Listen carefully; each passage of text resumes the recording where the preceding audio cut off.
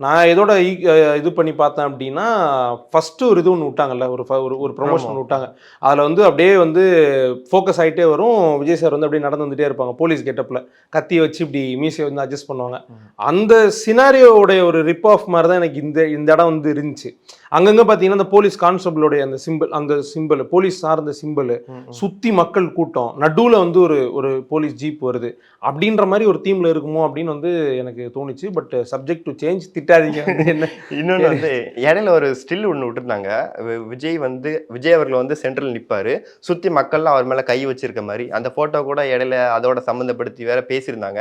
ஆனா அந்த ஃபோட்டோவும் இந்த உட்ட பாட்டும் இதுல அது கிட்டத்தட்ட வருது. அந்த மாரி ரிலேட்டபிள் வருது. தான். ஆமா. அதோட ஒரிஜினல் மோஷன் தான் இந்த பாட்டுலயும் ம். விட்டுருக்காங்க.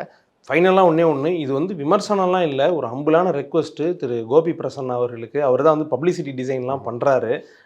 மிகப்பெரிய ஹீரோக்களுக்கெல்லாம் பண்ணாரு. கூலிக்கு அவர் தான் பண்ணாரு.